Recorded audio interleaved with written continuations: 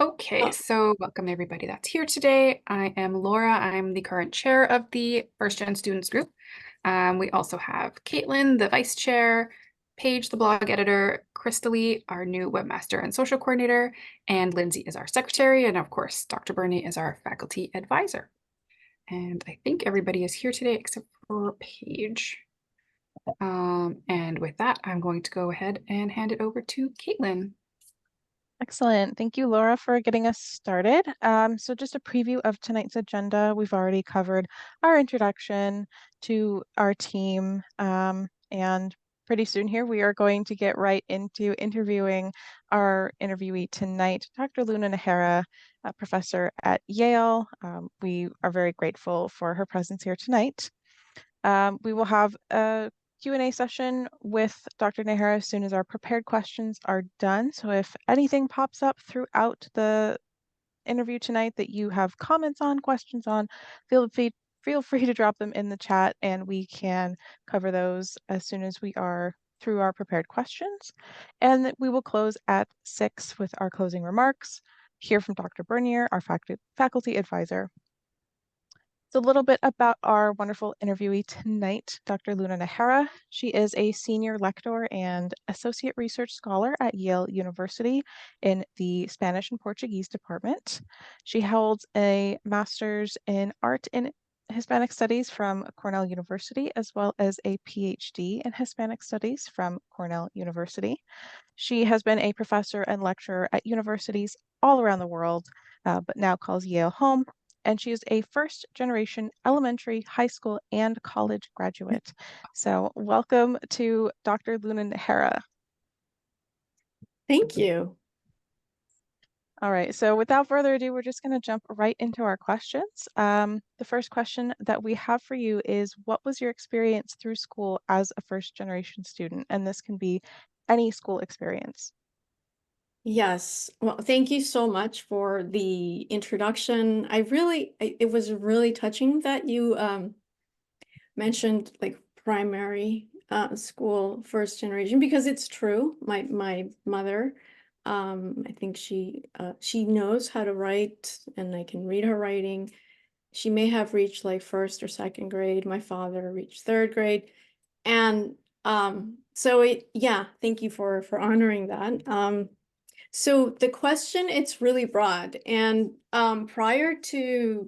in preparation for today's conversation, I started writing, and it's a lot of detail.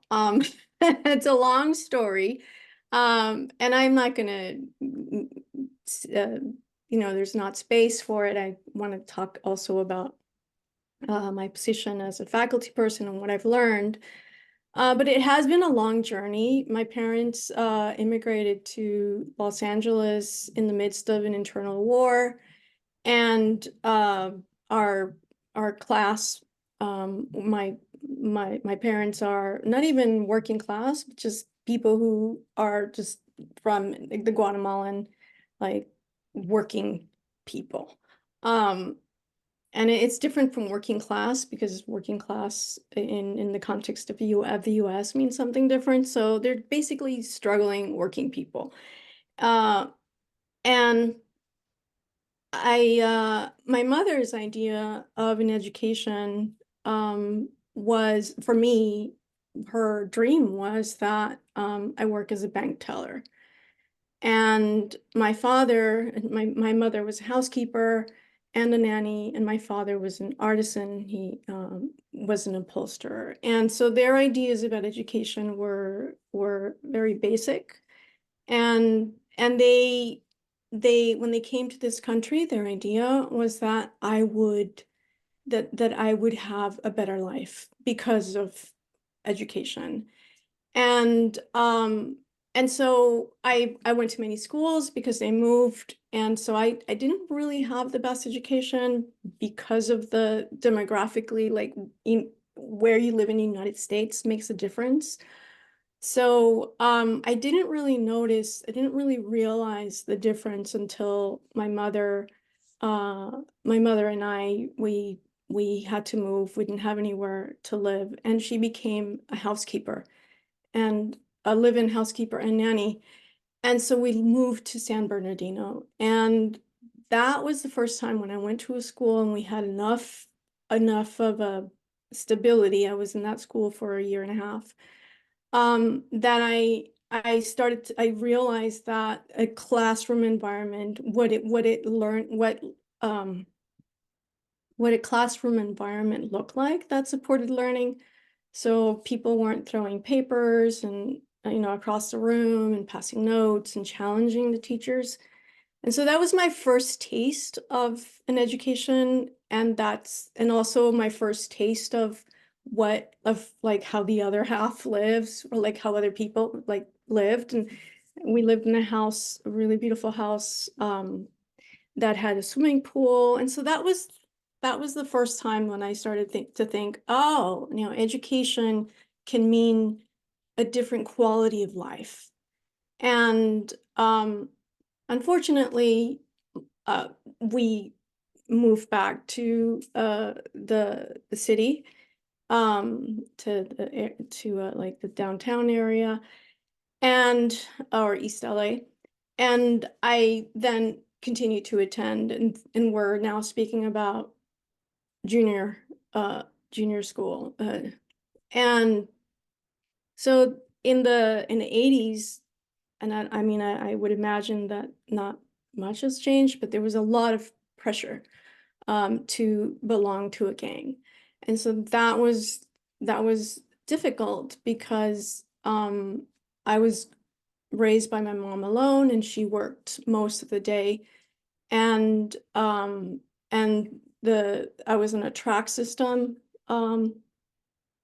which means that there was an enormous amount of students that they had to be divided into tracks. And I don't think I really got an education in that environment. It was really difficult. And at some point, because I had a taste of what a good quality of education could mean, my mother and I talked about requesting school busing. So that is because the idea was that the schools, for instance, in the San Fernando Valley, in the suburbs, have better teachers. There's a higher quality of education. And so I was among the bus students, and that meant getting up at 6 a.m, and then coming back home like at 4:30, which meant I couldn't really participate in extracurricular activities. So and develop friends, and etc. And what I found, I went to El Camino in the valley. What I found is that I basically found the same kind of educational environment, because it was a segregated education. But fortunately, I made a friend, a guy who, he was a good boy. He was very had good manners, from El Salvador, and we became friends. And I learned that he had a counselor, and she was committed to advancing Latino students to go to college. And at this point, I was in 9th grade, and I was already a year behind. And I never had heard of college. I didn't know that. We lived near universities, but it never crossed my mind that I could be in one. And it wasn't until I met him and learned that he was college bound that I thought, oh, well, maybe I could be college bound. And I think this is where, some of the things I've learned, it really makes a difference who your counselor is. The counselor that I had was not interested in helping me or in helping students who are coming in and are bused and are in this segregated system. And I switched counselors, and she immediately placed me in honors courses and AP courses. And that's when the real challenge started, because I felt like I didn't belong. I felt like I knew that I didn't belong in the remedial classes, but I also felt like I didn't belong in these other classes where I was the only one in many cases, or one of two brown people. But I persisted, and I got good grades, and I was okay, but I did struggle a lot. And so my second advice is to not be afraid to seek help. I think that that is connected with I don't know how, but I took on the ideology of the Horatio Alger story that, you know, you lift yourself up, and, you know, by your boots, and you do it alone. And I feel like that held me back, not only in this particular period in high school, but in college and in grad school, and then a little bit after. So yeah, seek help if you need it, find resources, or just be informed about them in case you should need help.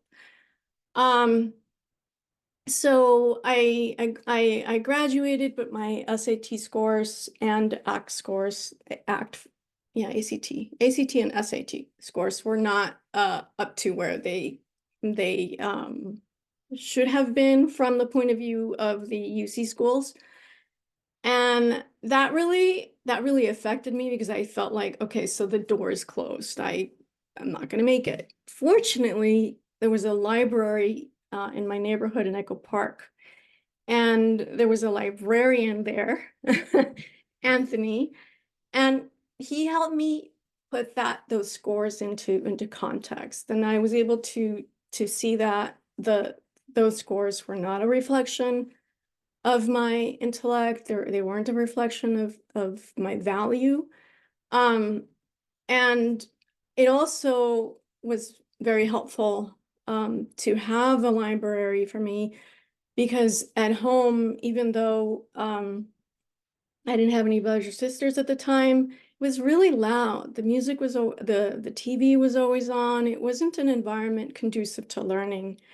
And had it not been for the library, I would not have been able to find the peace of mind that you need to write, or to, you know, to do homework. And also at the library, I found other young people who were also studious, or, you know, we had fun, but we were all interested in making something of ourselves. And we had the support there because of the youth programs. I remember that it was at the Echo Park Library that I was able to use a computer. We had those, you know, the square-shaped Mac computers, and I mean, that was my experience. I used before the library, before going to the library, I used to have a little electronic typewriter, and that's how I used to write my papers. So so having access to the library really made a difference in terms of making friends and feeling supported and being part of a community. So I know that many of you are in the field, the librarian field, and I really library field. I really would encourage you to think about the difference you can make in supporting young people. So then how did I get to college? I received a letter inviting me to apply to a really small liberal arts college in New Hampshire, in the middle of nowhere. And at that point, I felt like if I don't leave LA, I'm not sure that, I don't think I have a chance. It just felt like it wasn't a good environment for me at that particular time. So when I got the invitation, I didn't even know where New Hampshire was. When I got the invitation, I took it, I applied, and I got in. Then I requested financial aid. I did this all myself. I got it, and then when I got there, I was the only one pretty much the only Latina. I went there and I had like a shaved head and I looked very edgy and I really was out of place. But fortunately I met my my roommate was from New Jersey and she was kind of like goth looking. So I found a friend right away. But what was really great about this experience, I later found out it was a college that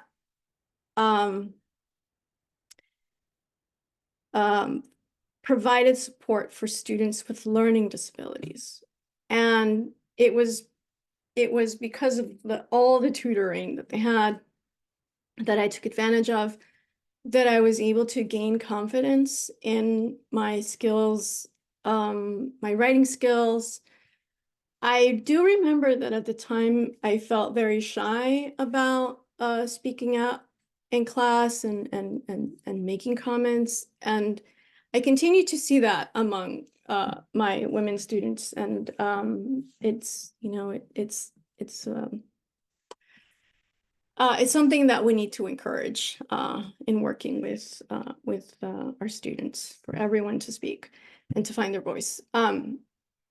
However, what I was saying earlier is that I gained my confidence as a writer, and then after the first semester there, I thought, oh, I can actually do this. I'm smart, so I can do it. So after the first year, I started exploring other colleges that were more competitive, and I applied to Hampshire College in Massachusetts, which is part of a 5-college consortium. And I was accepted. They provided really good financial aid, and I was not the only Latina, but we were definitely a minority. And so I think that's kind of like the common theme or the thread, right? When in high school I moved into honors courses, I found that I was the only one or one of a few. And then in college, in Henniker, which is right, very white, I was only one in that entire college. And then when I went to Hampshire, I was one of a few. And so I think that being a minority does make a difference, because I don't know if you've encountered the work of Sarah Ahmed, but when you're first generation, and maybe it's different now, but what's difficult about that experience is that you have to make a path. The path isn't there. And that's what's challenging, because not only is the path not there, right? Because you're not following in other people's steps, but there are many unwritten rules that you don't know. And so maybe in carving out a path, you sometimes, violate or, challenge the way things are done. And it just makes the path a lot more difficult to the journey a lot more difficult. Okay, so yeah, so I went to Hampshire. I did really well, but I felt like I didn't know enough. I felt like, in comparison to all the people there, or many of my peers, I felt like they'd read books that I hadn't read, and they had conversations like that I had no idea about, like Marx, and they'd read Marx and I hadn't. So I felt really behind. And I think that, and here's some words, I guess, of wisdom. What I think that if I were to do it over again, I would enjoy the experience more. I would make friends. I think if I could do it over again, I would have socialized more, because networks matter. And also it's through the networks that you make that you can learn from people what their experiences are, right? So you have to ask questions, be curious, and just explore, you know, how people got to where they are, or how did they make certain decision. So I did a lot of book learning, and I did really well. And then I graduated, and my major was in social theory. And then that year, I didn't really know what I could do with that degree, and that was disorienting. And so what I have seen at Yale is that the students, by their second year, they have to determine, you know, what their major is. But they are in the summers, right? They take advantage of that time to do internships, to try out a career path. I didn't do that. I didn't have that kind of guidance. And I had a good advisor, but I don't think she, I don't think she was aware, and maybe that's not the task of an advisor. That's not the job of an advisor, but in the college level, but in the college context. But by the time I graduated, I really didn't know where I was going. And so I took that 1 year. I went to UMass, and I learned how to interpret in court. So I worked at a court as an interpreter, and that was nerve-wracking because it's really fast and people's lives are at stake. And so in that period, I thought, okay, I was really good at being a student. I love to be in the classroom environment. So I applied to graduate school.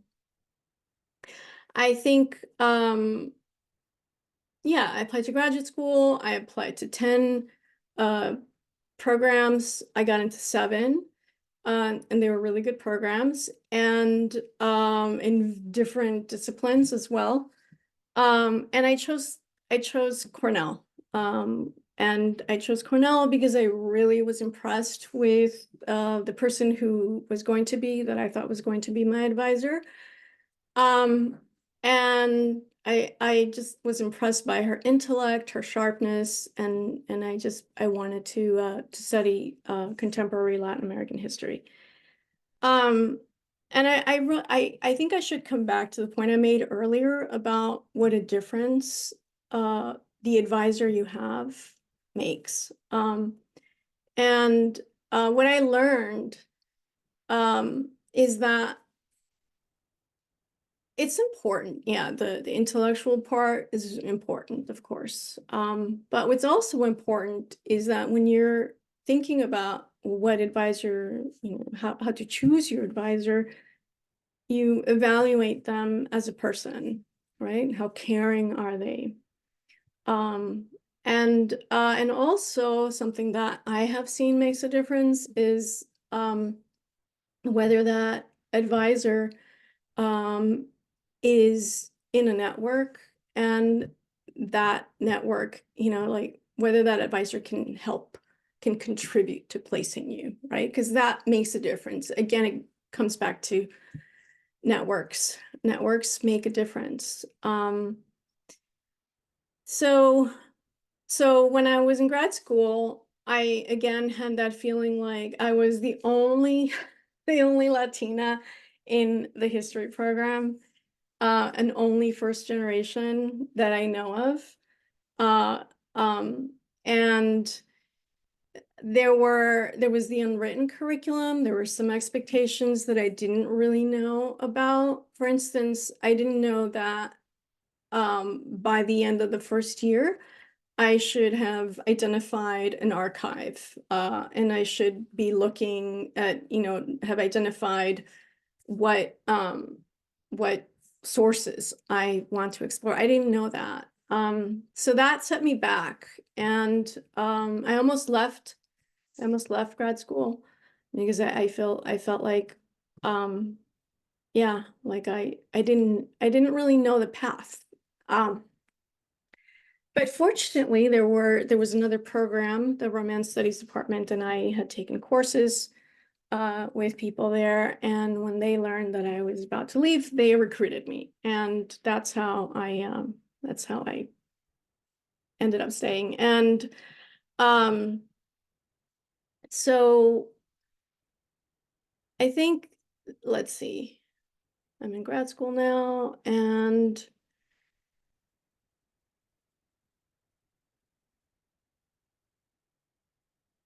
let me see where I can go with the story. So I feel like, again, I felt, because I decided to specialize in Colonial, I felt like, oh, wow, I don't know.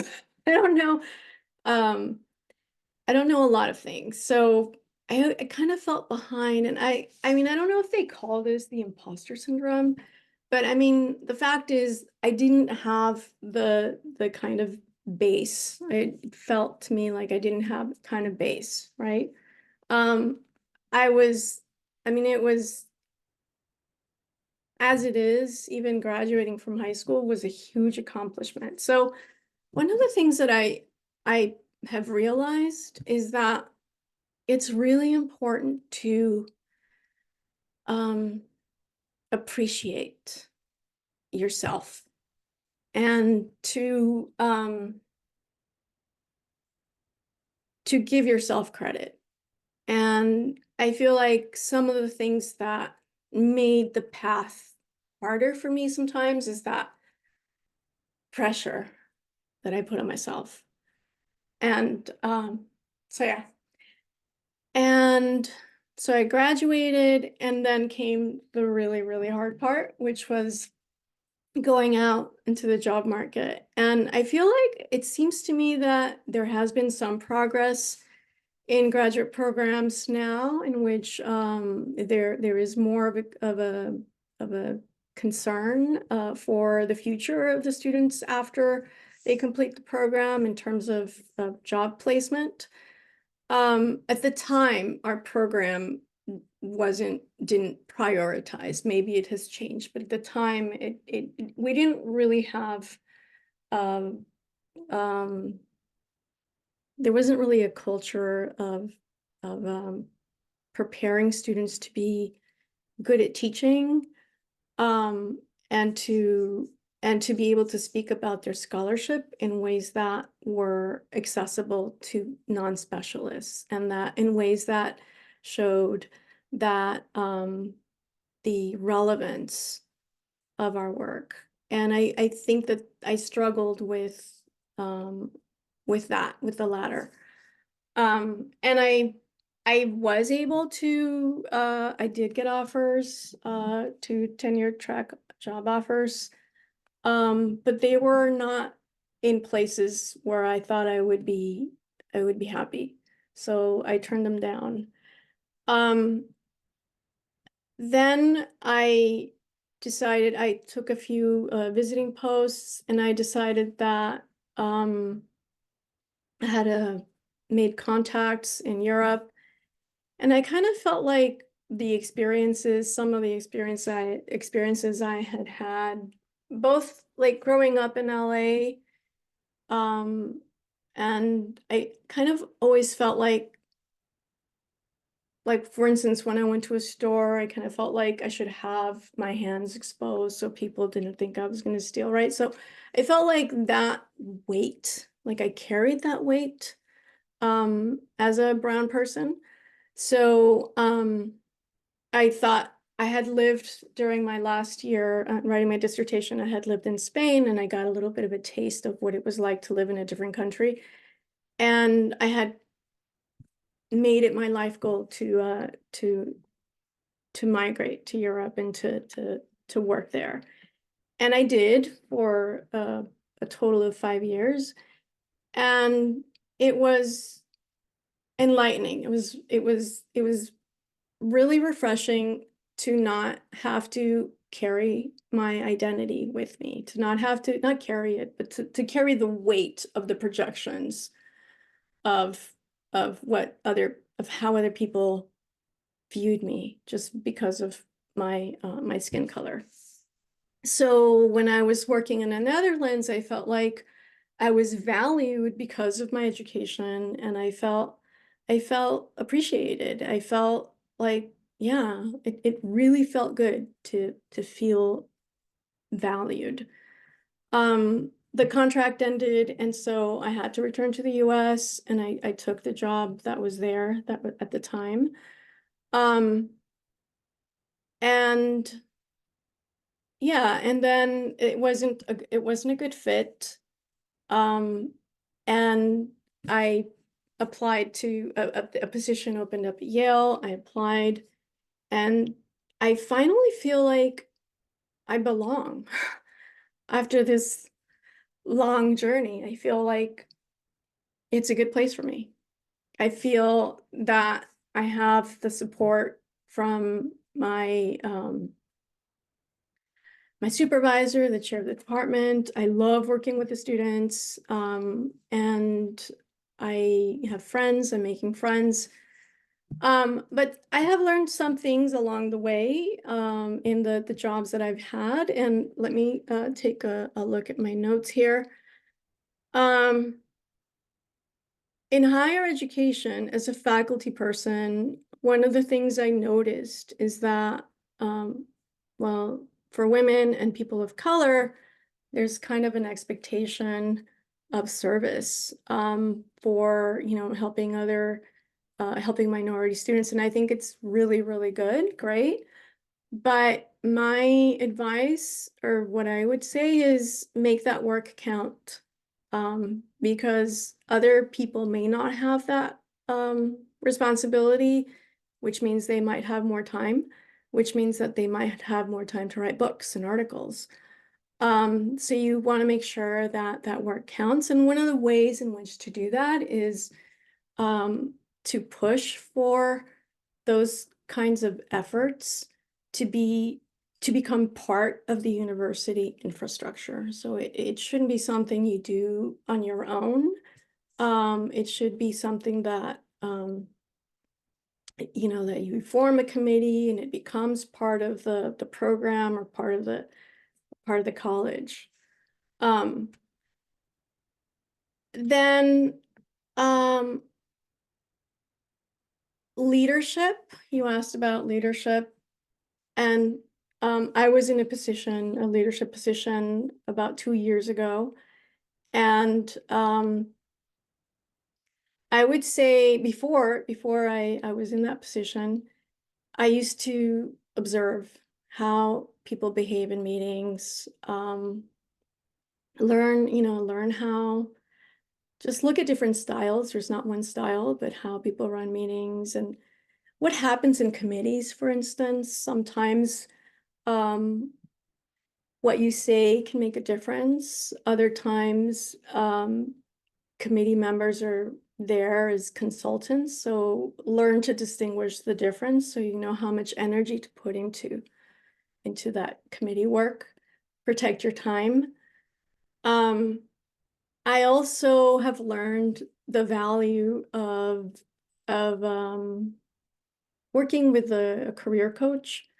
And this is recent, I never really had like a 5-year vision or even a 1-year vision. Actually, I did have a 1-year vision because I always was looking for, like, renewing my contract or finding a tenure track job. So I really couldn't think I was not in a position to think in long-term periods. But I think that now that I'm in this position, I can think in long term. So make a 5-year plan. And the reason for this is because if you have a 5-year plan, you have a vision, then any of the challenges that come along the way, right, that could derail you, that could take away, could suck you in and get a lot of your attention, are less likely to do that if you know what your ultimate goal is, so you don't get distracted. So that's one thing that I really have come to appreciate. And then, yeah, about learning to teach, right? I didn't really learn, there was a teaching institute that or center at Cornell, and I did learn a few things, but I think you obviously learn with practice. So what I would say is to learn to teach, it really helps to read books on education, attend workshops, invite colleagues to your class, talk about your teaching with them, visit their classes, and then also speak about your courses with teaching support staff. Yeah, I think I've covered the first question. Wonderful. So much wonderful content to dive into there. I was taking notes as you were talking. And one thing that really stuck out to me was your comment about making your path alone. I imagine for a lot of first generation students, we have to do that alone because we don't have a parent or an adult in our life that's carved that path out for us that we can follow. But I really appreciate what you said about you were usually the only Latina in your classes going through this higher education track. So that's a double making your path alone. But I think it also connects to what you said about feeling like you need to do things on your own. Again, because we don't have that mentorship in our life, but you talked about getting an advisor, getting a mentor, the network, the importance of the network. So thank you. Really appreciate that. And the advice to appreciate yourself and giving yourself credit again, because first gens, I think we put too much on our backs and we work a little too hard. But we think that's normal and we don't really appreciate ourselves. So really great stuff. As you were talking, I think you also kind of mentioned some of these other questions, but if you want to touch on them just lightly, what specific challenges did you face as a first generation student? Maybe any anecdotes that something that you learned? What specific challenge? Could you narrow it down? Because I spoke about a number of them, right? Like feeling like I wasn't good enough, like I didn't know. I feel like that was something that I confronted when I moved into the honors courses, and then when I went to the to Hampshire College and in grad school. And the way I confronted it is I just felt like I had to catch up and read. And I think that's good, but it's also important to build relationships and to learn from people. So yeah, that's a specific challenge.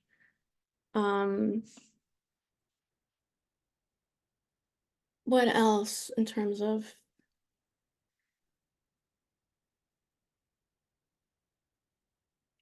oh, I can think of another one. So you know how sometimes, invite their guest speakers um and then there's at the end there's a reception. I didn't really know how those worked. I didn't know um what I could gain from that other than like listening to the speaker. But there's a lot more, right? There are many more kinds of social operations that are working. And I think that's a class thing because I didn't grow up in that environment. So I now feel comfortable with that after many, many years. And actually I'm going to be leading a colloquium I organized on the 28th. So I am more comfortable now with that kind of, academic setting,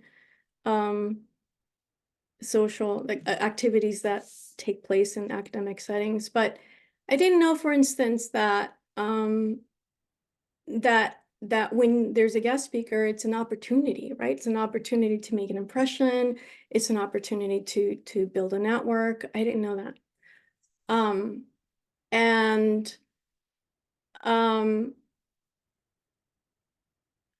when I was at Cornell, it wasn't the best environment specifically. You know, there was a lot of cutthroatness. Like I have heard there is other Ivies. And so the formulation of the questions for that other faculty made were sometimes aggressive. I wouldn't do that. So it's good to observe and to learn and to choose, right? In our particular environment, in our program, in our department, we have many guests, and we approach those conversations as opportunities to think with others. And I think that that's really helpful. It's helpful to look at those situations as opportunities for building and for constructing. So that's the way I'm dealing with it now, right? It's not going to talks. They're not really about you. They're not about you showing off your knowledge. It's about building relationships. Yeah. Absolutely. Yeah. I think we're always told to go out and network and build your network, but we're never actually taught how to do that or why we do it. So that's excellent advice. Yeah. Our third question here, again, you've already kind of covered it just in you covering your education history, your background, but any advice that you think would be beneficial to first generation students for the iSchool program and beyond into the field? So this is, you kind of touched on being an advocate in the library for students. Do you have any advice on how to do that? How to do that? Okay. That's I think Anthony could be the person who could better answer this question. I know what worked for me at the Echo Park Library was having access to like an environment where I felt validated as a person who, you know, who I felt like I belonged there. And the reason is because I felt there was a specific room. There was a specific space for us to work in. That worked for me. I can't really think of specifics. I would say that having a space in the library for young people is like the most basic, right? Way of starting.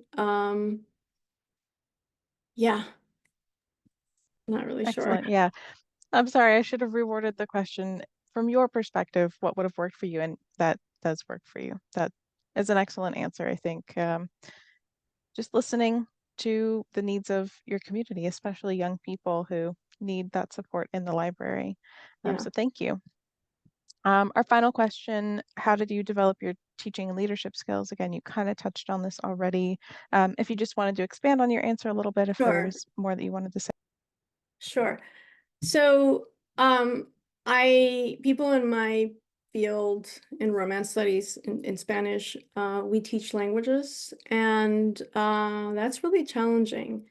And I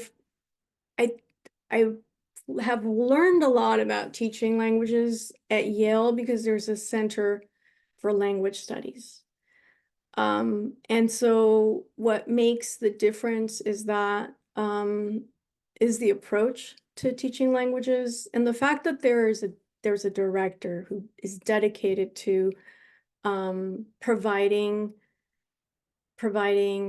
continuous or continual education by inviting guest speakers and workshops. So teaching is not something that you pick up, it's something you work on. And you have to be committed to it, and you have to care about the students. And care in the sense of you have to care enough to create the conditions for creating an environment where learning can happen. That's what I mean by care. caring. So that it really helps if there is a center for teaching and learning or something like that, and that you attend.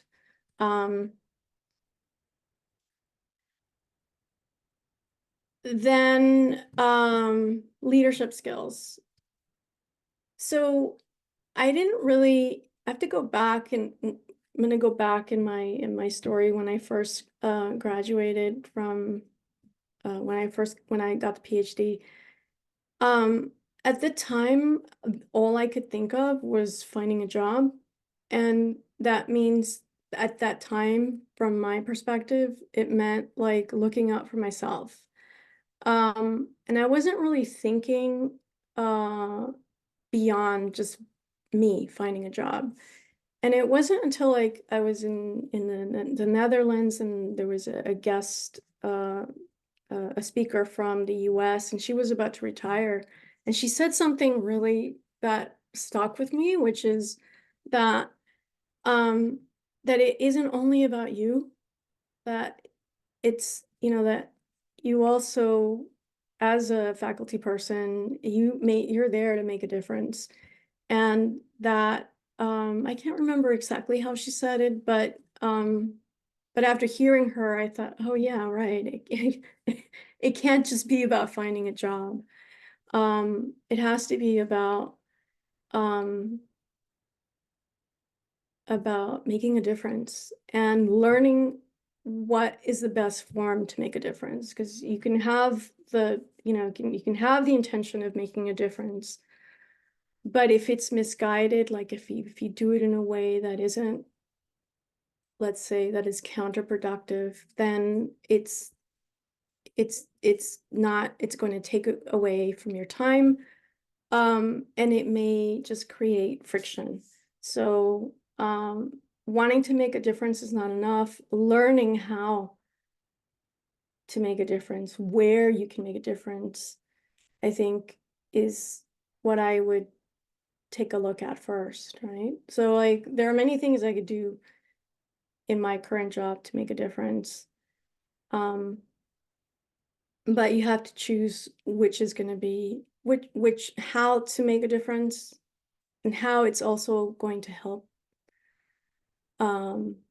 make clear to everyone your value, right? So knowing your value, and this is like another point that I wanted to make, it's really important, just as I mentioned earlier, to appreciate yourself and to appreciate how far you've gotten. Just as it's important to do that, it's also important to remind your supervisor, your boss, right? Like of your value. And so, for instance, for example, a few months ago, I met with my supervisor, and I put together like a 3-sheet report on everything I've done for the program and for the department. And that is the purpose of that, was to ask for a raise, but also to remind my boss of what I bring, right? And even if I don't get the raise, it's there, it's on the table. And then prior to that, I applied for a job elsewhere, and I was offered the job. And I think that's another way of showing your value. So my boss was interested in keeping me, so they found a way to keep me, and I didn't take the other job. So it's important to know your value. And how do you know your value? You do that by putting your hat in the ring, applying for jobs, even if you're fine with where you are, and seeing how you do, right? So it's really, really, I can't underline it enough. You have to know your value and show it. Excellent. Yeah. Yeah. Being an advocate for yourself when maybe someone else won't be, or you don't know who could be. Yeah. I've never thought about leadership that way, that it comes from you and not necessarily an external force or having to be someone for someone else. You have to show up for yourself. So I really appreciate that. That's the end of our prepared questions. If anyone has any questions in the chat or would like to unmute themselves and ask, now is the time. We have just a few minutes, about 10 minutes left in our session tonight.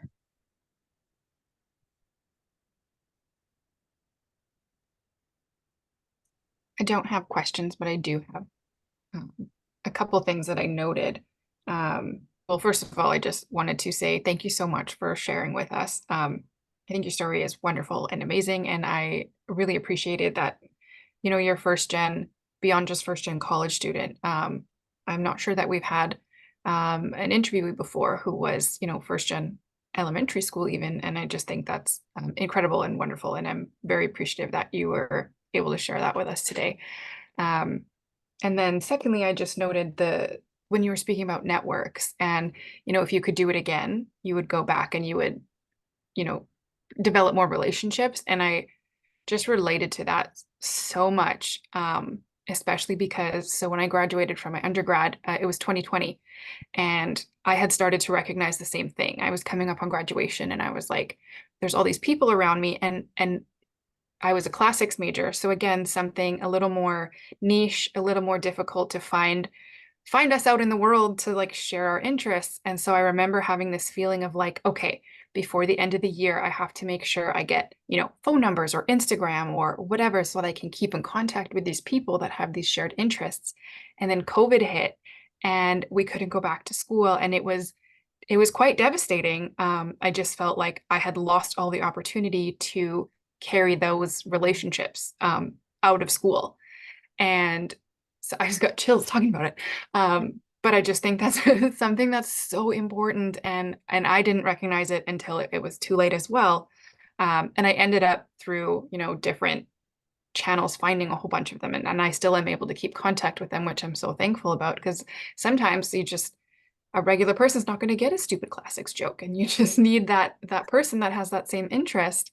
But yeah, I never thought that maybe that was a shared experience with first gens, is that, we keep to ourselves, and I thought maybe that was just a me thing.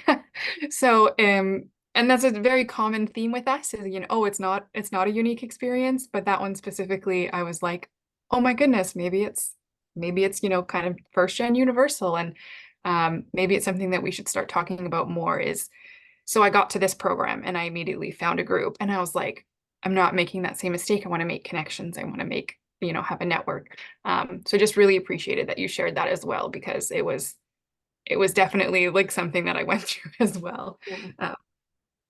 So thank you.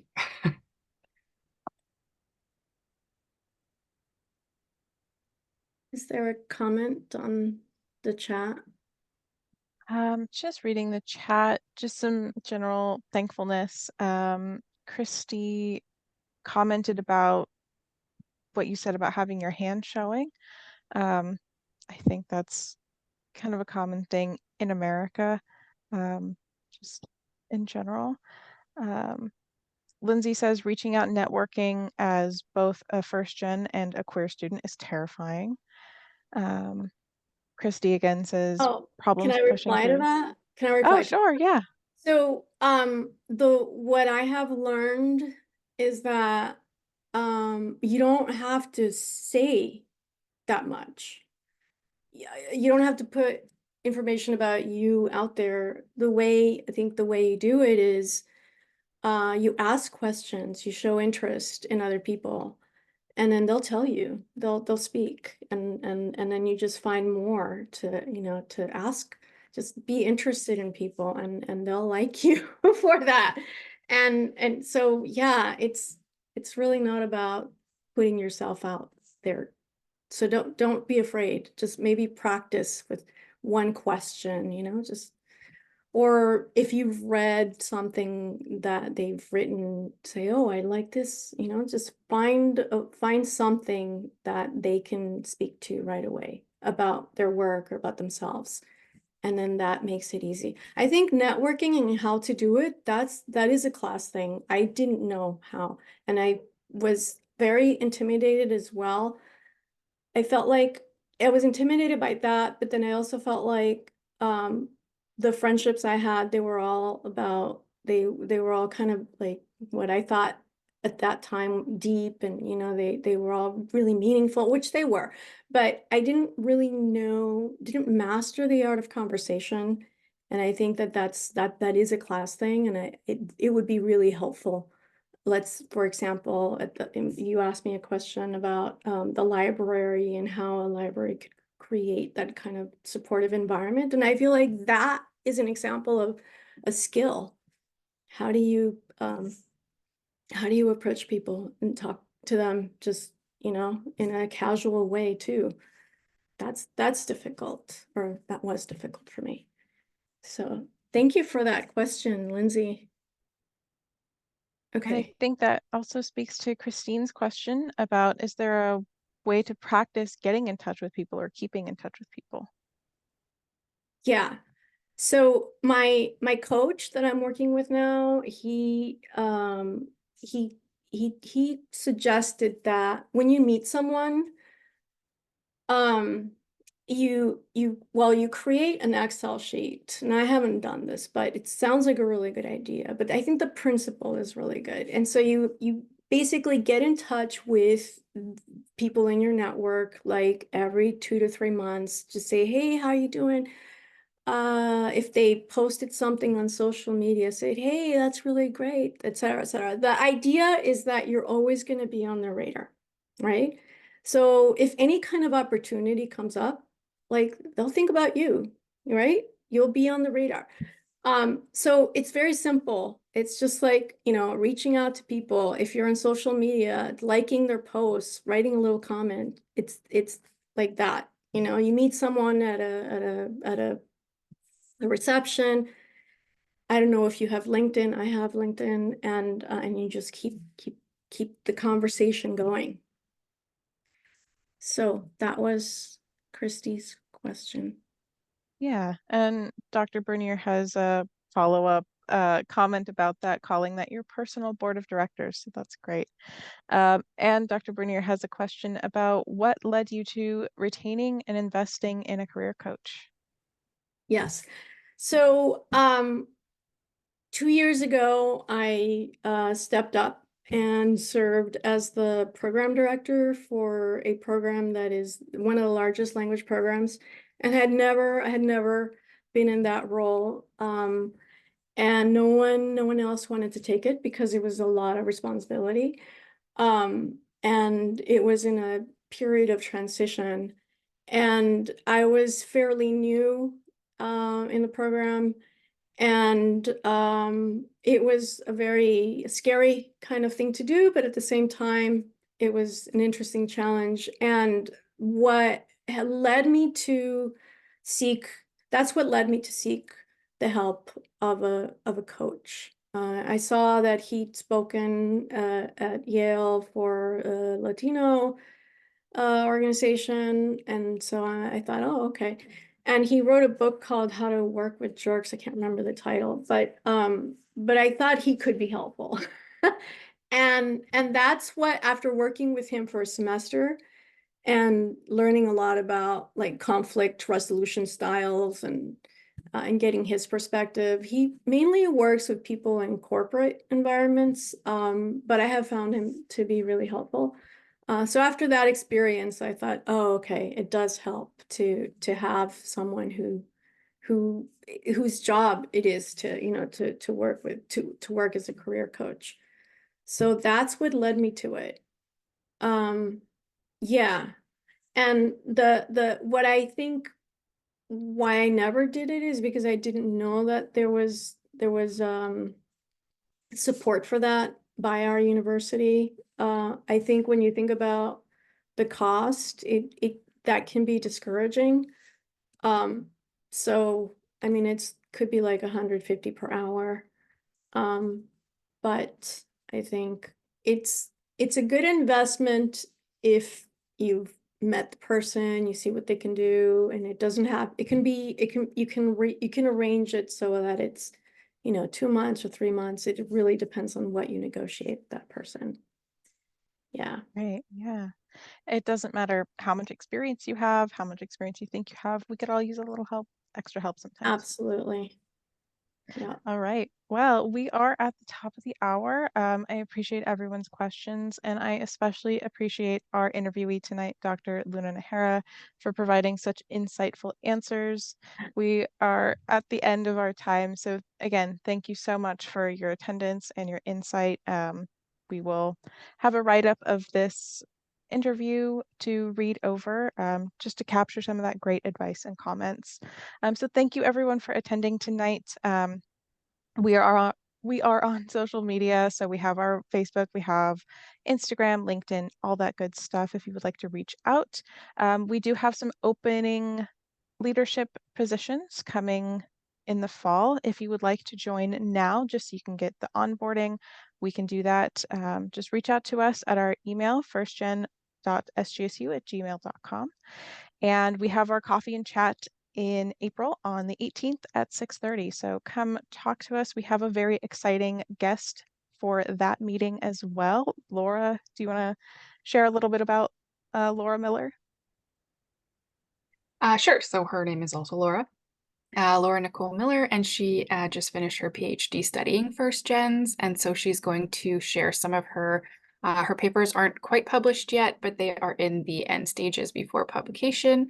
So she's going to share those with us ahead of time. So if anybody would like to read them, and then she's just going to come and talk to us about some of her findings, and we're just going to have it's going to be kind of more informal and casual, just so we can hear what she's discovered about us as a group in her research. So we're very excited to have that chat with her as well. All right, thank you. So don't miss that. We will be sending notifications out about that within the next few weeks. So keep an eye out for that. But that is all that we have. So thank you again, Dr. Nájera, and thank you all for attending. Bye. Thank you. Thank you so much for coming.